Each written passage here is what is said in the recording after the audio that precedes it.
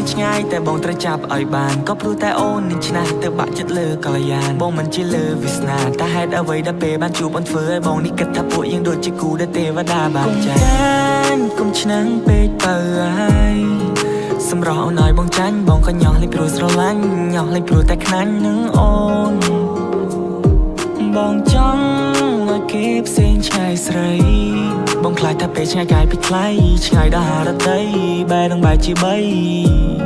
ហើយក៏បងត្រូវសោកទោះបីអូនឆ្នះបន្តិច and that the way she flex ហើយពេលដែលអូននឹងខឹងបែរដូរមក trying to fix and that the way you are អូនខុសពីគេទៅលើសម្រស់ហើយថែមទាំងចរិយា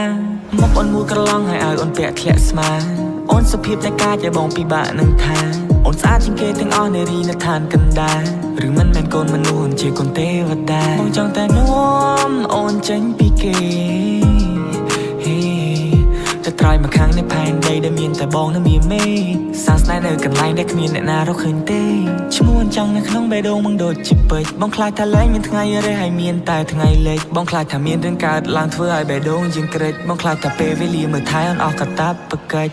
ផ្កាយនៅឆ្ងាយតែបងត្រូវចាប់ឲ្យបានក៏ព្រោះតែអូននឹងឆ្នះទៅបាក់ចិត្តលើកល្យានបងមិនជាលើវាសនាតែហេតុអ្វីដែលពេលបានជួបអូនធ្វើឲ្យបងនេះគិតថាពួកយើងដូចជាគូដែលទេវតាបានចែកកុំឆ្នាំងពេកបើហើយ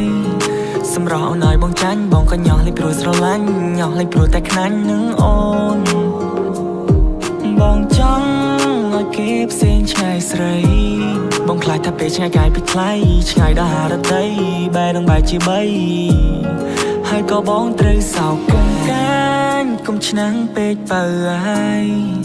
សម្រស់អូនឲ្យបងចាញ់បងក៏ញោះលេងព្រោះស្រឡាញ់ញោះលេងព្រោះតែខ្នាញ់នឹងអូនបងចង់ឲ្យគេផ្សេងឆ្ងាយស្រីបងខ្លាចថាពេលឆ្ងាយកាយពីថ្លៃឆ្ងាយដល់ហារតីបែរនឹងបែរជាបីហើយក៏បងត្រូវសោក